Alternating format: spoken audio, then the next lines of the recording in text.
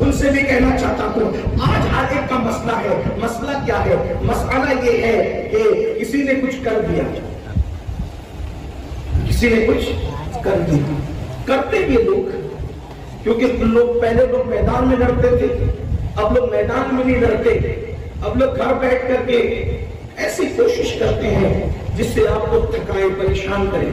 لیکن 98% لوگوں کو کسی نے کچھ کیا ہوا نہیں ہوتا, 2% ہے بیچارے بس.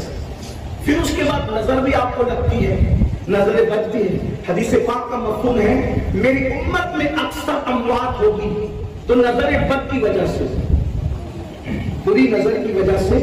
جادو اتنا خطرناک نہیں ہوتا جتنا نظر بد خطرناک ہوتی. بزرگوں نے فرمایا نظر بد اگر پتھر کو لگے تو پتھر کو توڑ دے, جانور کو لگے تو جانور ہانڈی میں چلا جائے, انسان کو لگے تو انسان قبر میں چلا جائے. نظر بد کا بڑا خطرناک اثر ہے.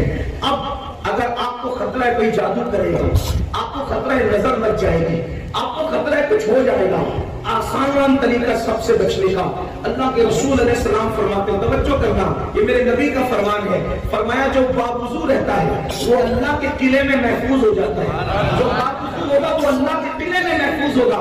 اب آپ مجھے بتائیں جو بادشاہ کے قلعے میں محفوظ ہو اس پر دشمن حملہ نہیں کر سکتا, اور اگر کرے تو کامیاب نہیں ہو سکتا. جو میرے اللہ کے قلعے میں محفوظ ہو اس پر کسی کا وار کیسے چل سکتا ہے, کسی کا حملہ کیسے کر سکتا ہے.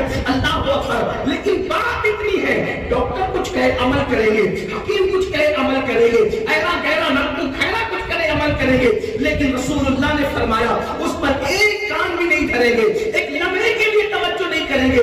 مسلمانوں کی تباہی اور بربادی کی سب سے بڑی وجہ یہ ہے مصطفیٰ جان رحمت کی سنتوں سے دور ہونا, آقا کی تعلیمات سے دور ہونا. اسی لیے ذلیل, اسی لیے رسوا, اسی لیے تباہ, اسی لیے برباد ہو رہے ہیں. میں پوچھنا چاہتا ہوں آپ اس پر ذرا غور تو کریں گھر جا کر کے.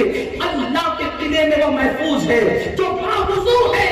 اللہ کا قلعہ کسے کہتے ہیں؟ اللہ اکبر. خدا جس کو اپنے حصار میں لے لے, خدا جس کو اپنی حفاظت میں لے لے. میں سمجھتا ہوں ہر دشمن سے بچنے کا سب سے بہترین کوئی ذریعہ ہے تو وہ وضو ہے.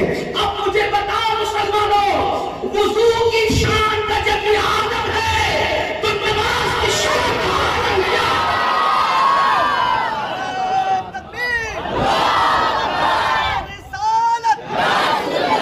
ہمارے سمندر فصاحت و بلاغت اور بحر معرفت اہل سنت. اللہ کے رسول علیہ السلام فرماتے ہیں وضو نماز کی کنجی ہے, کنجی چابی. جب چابی کا یہ عالم ہے, جب چابی کا یہ عالم ہے تو جب جس چابی سے وہ نماز کے جو دروازے کھلتے ہیں اس نماز کا عالم کیا ہوگا. اور اس امت کا حال یہ ہے اللہ کو پر سب کے دروازے پر دستک دینا تو گوارا ہے لیکن رب کے دروازے پر دستک دینا گوارا نہیں. میں تو صرف اتنا کہنا چاہتا ہوں اللہ کو اکبر. میرے آقا صلی اللہ علیہ وسلم کے دیوانوں, اگر آپ سنیں گے تو اذکر باران رحمت کا نزول ہے, ہو رہا ہے. ویسے کسی بھی کام کی قبولیت کی بڑی واضح علامت یہ بتائی گئی ہے کہ اگر وہ کام کے شروع میں بارش ہو جائے یا اس کے ختم ہونے کے بعد بارش ہو تو سمجھ لو کہ وہ کام اللہ کی بارگاہ میں مقبول ہے. میں اپنے شہر مالیگاؤں میں جب کبھی بیان کرتا ہوں اور بارش ہوتی ہے, میری قوم مجھے آج تک کبھی چھوڑ کے نہیں بھاگی, اس لیے کہ سنی کربلا والے ہوتے ہیں اور کربلا والوں کو بھاگنے سے کیا کام. وہاں کربلا میں پانی نہ آیا تو استقامت کے ساتھ ڈٹ کر بتایا ہم پانی نہ آنے سے نہیں ڈرتے, ہم تو آلے نبی کے ساتھ ڈٹنا جانتے ہیں. اور یہاں پانی کی بوندیں ٹپک رہی ہیں اور میں سمجھتا ہوں کہ یہ سب کربلا والے ہیں. لوگ کہتے ہیں اس دور میں ہوتے تو کیا ہوتے, میں نے کہا جلسے میں بیٹھ کر امتحان ہوگا, ہوتے تو کیا ہوتے. جلسے میں بیٹھ کے امتحان ہوگا, کون ذکر رسول پہ بیٹھتا ہے, کون بھاگ جاتا ہے. لیکن کسی کو جانا ہو تو میں منع بھی نہیں کرتا, اگر کوئی پرابلم تو جا سکتا ہے, لیکن بات میں جلدی مکمل کرتا ہوں. مجھے جو عنوانات دی گئے اس پہ بات کرنا چاہتا ہوں کہ وضو کی جب یہ کیفیت ہے کہ اللہ کے قلعے میں محفوظ ہوتا ہے وضو کرنے والا.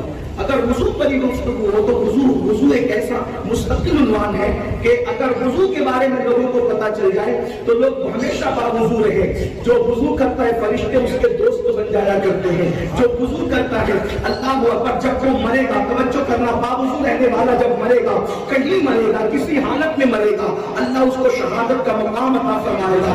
جب کوئی بندہ باوضو سوتا ہے, چلے بات وضو پر آ گئی تو اسی پر بات کر لیتے ہیں, اس لیے کہ ہمارا مقصد تو صرف اللہ کے قریب لانا ہے اپنی قوم کو. ذرا توجہ کریں, میرے آقا مصطفیٰ جان رحمت صلی اللہ علیہ وسلم فرماتے ہیں لوگوں باوضو سویا کرو, اس لیے کہ جو بے وضو سوتا ہے جب ہم سوتے ہیں تو ہماری روح نکال لی جاتی ہے. مومن کی روح ایک مرتبہ نہیں نکلتی, ہر مرتبہ مومن کی روح نکلتی ہے. کیسے؟ جب ہم سوتے ہیں تو ہماری روح نکلتی ہے, اور جب روح نکلتی ہے تو وہ روح کو فرشتے لے جاتے ہیں, لیکن جب عرش کی طرف بڑھتے ہیں تو دوسرے فرشتے کہتے روک دو, اس کو واپس کرو, اس لیے کہ یہ عرش تک جانے کے قابل نہیں ہے. کیوں قابل نہیں ہے؟ یہ بے وضو سویا, اس لیے اس کو واپس کر دیا جائے, اس کو عرش تک نہ لے جایا جائے. اور جو بندہ باوضو سوتا ہے, باوضو, اس کی روح لے جائی جاتی, عرش کے نیچے رکھی جاتی ہے, اور جب تک وہ سوتا رہتا ہے اس کی روح عرش کے نیچے حالت سجدہ میں رہتی ہے.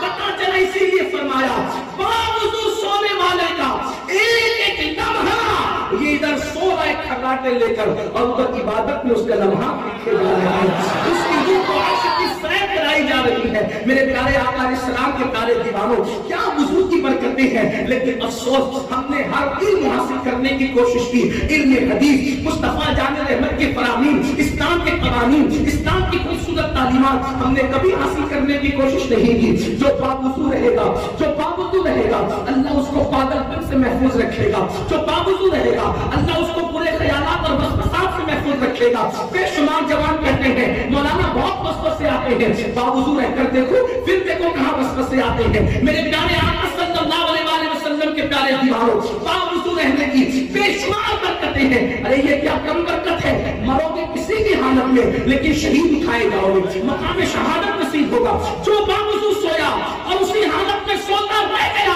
اس کو موت آ گئی, اٹھ نہ سکا, اللہ اکبر, قیامت میں اس کا حساب نہیں ہوگا, اللہ اس کو بے حساب جنت. ناظرین اکرام, اسی طرح کے اور واقعات اور بیانات سننے کے لیے چینل کو سبسکرائب کریں, بیل آئیکن کو دبائیں تاکہ اگلے آنے والے ویڈیو کا نوٹیفیکیشن ترنت آپ کے پاس پہنچ جائے.